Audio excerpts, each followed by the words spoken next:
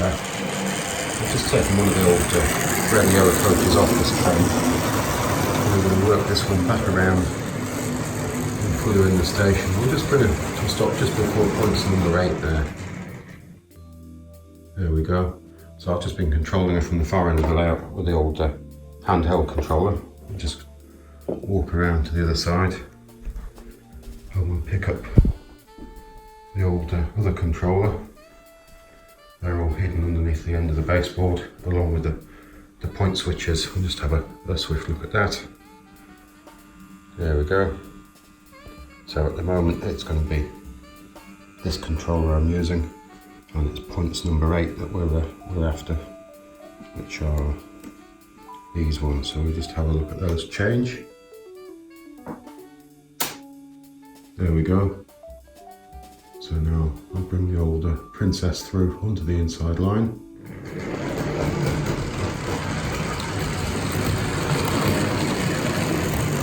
Nice and well behaved. And we'll bring it to a stop there. And then we'll just switch the old points again. So watch those go. That's number 8. And then, because I can't see what I'm doing without looking, we'll have a look for number 11. There we've got number 11. And that'll take us back into the old station. And from what I can see, 12 and 13 are set. So we can get onto that middle line there. We'll just have a closer look at that. You can see that they're all set correctly. So we'll just back the whole lot up into the old station there. So just go back for the old controller. There she goes. Great noise, this one. And off we go. Back into the station there. And we've got to stop before we hit the old buffer stop. And then we'll just close number 11 before I forget about it. So there she is. We've got them stopped just before the old buffer stops there. We'll have a look down those coaches. And these were model number R720. I don't believe they're ever sold as solo items, just appeared in basic sets, apart from the old Smoky set, which of course had this wonderful utility van. I've got the old Black Princess just sitting there. I've got those other wonderful red and yellow coaches as well, the slightly longer Mark 1s. So I think what we're going to do is we're going to get this little 040, the green industrial locomotive there. We'll get her through the points and we'll get her onto the turntable, and we'll put her onto the line coming off the turntable just in front of the old M7 over there. So to get that little green industrial locomotive out of there, we've got to come through points number 15, which are set correctly, and number 16 there, out across the old level crossing, and then we need to go beyond number 17, which is incorrectly set, and stop just short of 18 ideally. 18, if I open it, will let power into this set of sidings. So we'll work our way back around to the old controls. Sorry about the wobbly camera work. We'll just have a look at the front end of this engine shed as we come past. Great collection of models. So I do like these engine sheds. I'd always thought perhaps getting another couple and make them a little longer, back up to the buffer perhaps. So what we're looking for is switches 17 and 18. Here we go. There's number 17 and there's number 18. Now what we want is a little power. So get that old industrial locomotive out of there. There we go. And we'll just stop up just there, just before number 17, then we'll switch those. And then we'll take it back onto the old turntable.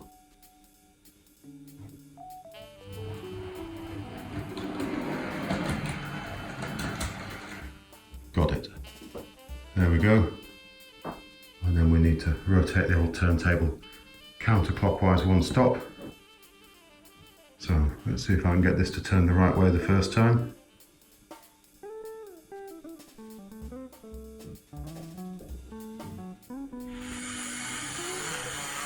There we go. Had to think about that. So when you're not looking at the controls, it becomes all that a little bit more difficult to remember which way to turn things. So we'll just back her off the old turntable now.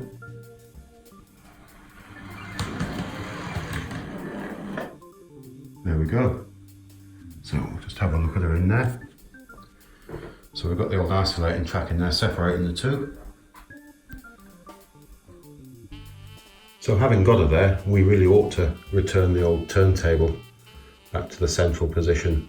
So that way nothing will move by accident. So if we rotate clockwise one stop, the engine here is protected by an isolating track, so nothing can come to any harm. But I think probably we should get this old Class 47 out of this siding here onto the old inside line and move her back around here, back through number 18 and put her where the industrial locomotive was, all the way back over there. So I think we'll have a go at that next. Again, excuse the shaky camera work. So we're just using the slave controller to operate the turntable. We'll just return it back to where we said.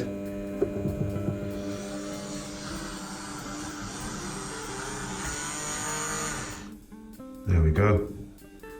And then we need to change number 18 and 17 down there in the distance. So we'll do number 18 first. And then number 17, so we don't go back onto the turntable with the 47.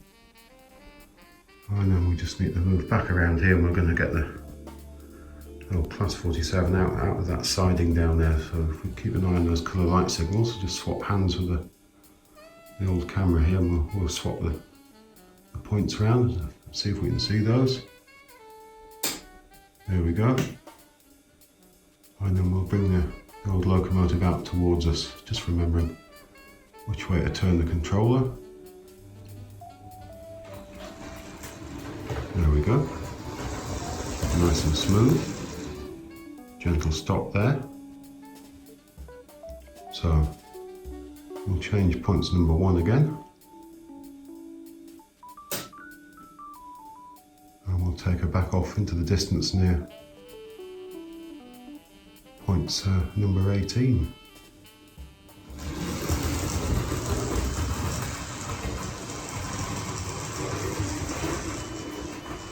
There we go. So we'll just switch points 18 now, and then we should get her back into the siding here. And then we'll bring her back towards us again.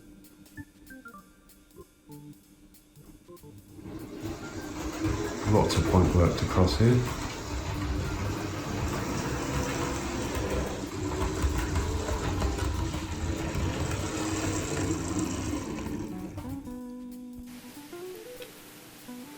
So we'll just switch points number 15 there, so we'll drop back down to the old controls.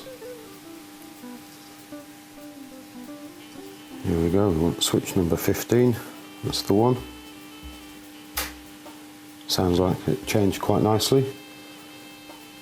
So we'll give her a little power now, and we'll take her out onto the old inside line.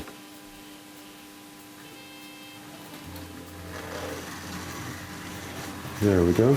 Off towards the level crossing. And if she comes through there, we'll close number 18 behind her. Down past the station there. And I'm going to bring her to a stop just before points number 1.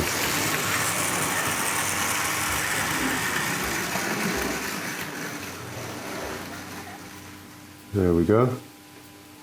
And I'm going to use the old hand uncoupler, and we'll uncouple her so we can get around to the back end of the load. I'll just roll that forward a little.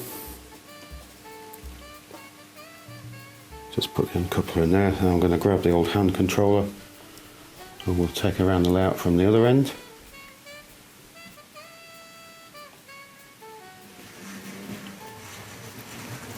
There we go. Wonderful colour, this model, isn't she? Now she does smoke, but not at this speed. disappearing behind the station for a moment or two there. And out the other side. And we'll bring it to a stop just behind that short load of freight there. There we go. And we'll take out the old hand uncoupler. And we'll just leave it here for future use. Great set of wagons, I think I said that already. Really, really nice set. So we'll drop back to the old controls here, and we need to throw points number 1. And you should be able to see those go. There we go. Now we'll give her a little power, and we'll just push those wagons in up through the points there, up towards the other set already standing on the left up there.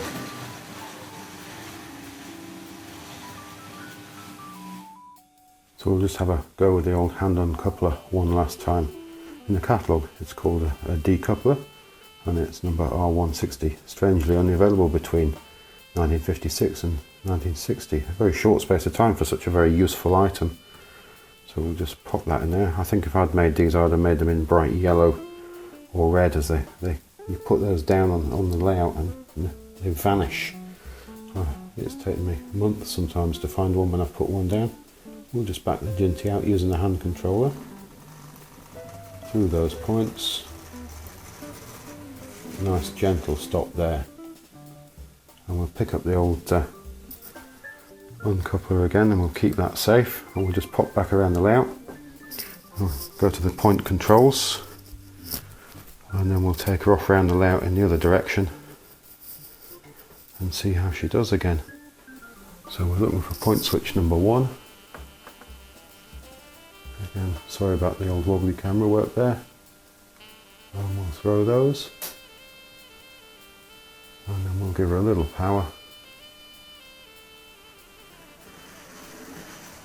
And off she goes.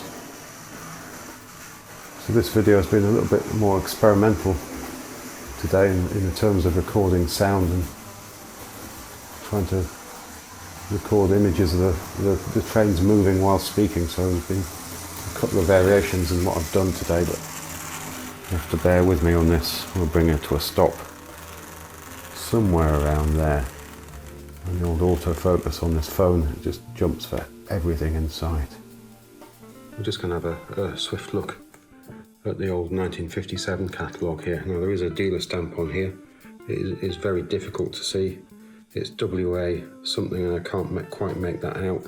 And then there is what looks like part of an address here, 115 to 116, what looks like Oxford Road, and it says High Wycombe, I think. Be nice to know what the name of the model shop was. I can't quite make it out there. Terrific cover. Catalogue's not in the best of condition. You can see the old cover split. It's very, very soft paper. Lovely TC Pacific here, and the old green diesel switcher. Lovely models. Don't look anything like the illustrations. Don't look anything like the models, though, do they? And here on the back we've got that introduction of the old EMU and the old set there. The RFX train set. I do have that set, but the box is in very, very poor condition. Models are not too bad. Lovely, lovely colouring, isn't it, this illustration? Very, very simple. Here we go on the back. Tri-ang railways are built in Britain by Rovex Scale Models Limited, Westwood, Margate, Kent, England. And there's the old product number R280, which I think was given to the catalogues and the date there. So if I turn that around, we'll pop it down. We'll have a swift look on the inside. And as soon as the cover is already detached, we'll just pick that up and have a look. Great illustrations, aren't they? I wonder how many of us today would be content buying model railway items based on illustrations like these. It's a hard one to do, isn't it, when we're so used to seeing full colour imagery on the internet, and very often little videos to show how things work. But this is a different time and space. Look at this collection of models here. The old Princess, 262 tank, the Ginty, the old saddle tank, the Green Princess with full valve gear, the old diesel shunter. So let's just open it out and have another look. Full set of coaches here. The range really is growing by 1957. Got the old mail set there. Now this is the page I really wanted to see, and we've got the old hand decoupler here. So if we have a look here, it's R160 hand decoupler, length 5 inches. This item will be found to be useful when complicated shunting operations are in progress. The spade end is pushed between any 2 units of rolling stock so that it raises the strikers at the bottom of the coupling hooks. Simplicity itself. It's a real shame that they stopped making those, because they work so well even on the later style couplings as well. Terrific looking models in this catalogue. Lovely set of buildings. Really are great things. I wonder how many hours people poured over these. Terrific TC models here as well. Grey standard track. It does look great standard track, doesn't it? Really does look the business. It's a shame it didn't work very well. Perhaps just choice of materials was why it didn't work very well. Again, these models really don't look... Sorry, the illustrations of these models really don't look anything like the real models, do they? Perhaps we should look at those side by side at some point. And again, the old girder bridge, that's been in the range an awful long time. Nice electric turntable there, all metal base. I've got one of those as well that we must have a look at some point. And here the old unloading bridge. I was really sad not to be able to get one in this layout. I really would have liked to have one of those in the layout. And the old electrically operated turntables there. So we'll just pop that to one side, and we'll have a look at a completely different catalogue from a different time and space. So it's the old 1973 catalogue. Now the reason I've got this out is because of a wagon which became available. I think it was on page 23. Here we go, different sort of catalogue completely, isn't it? Full colour illustration cutouts. It's the shunter's wagon. R028 shunter's wagon with hand uncoupling pole. So instead of one of those, you've got the uncoupling pole with a hook on the end with the old wagon itself. So I'm just going to pop that down, and we'll have a look at one of the wagons. So I think this wagon was available 73 perhaps to 78. There we go, R028 shunter's wagon. Nice early Hornby Railway style box. Tabs torn away sadly. It seems to be the way with this era of boxes. Get the old wagon out. And here we have the old uncoupling pole. We'll just have a look at that in a moment. There's the old wagon. 7 tunnel junction. So, pretty little thing, isn't it? Little pinpoint axles, plastic spokes, wheels. We'll pop that down. We'll just have a look at this in comparison to the earlier one. Different in scale, isn't it? I knew this would never ride along on a wagon, would it? So, strange, this type of tool re-emerged quite a lot of years later. I think that's probably it for this week. Thanks again for watching. Hugely appreciated. We'll have something else interesting to look at next time. We'll just finish off by having a swift look through some of the other pages in this catalogue. Goodbye now.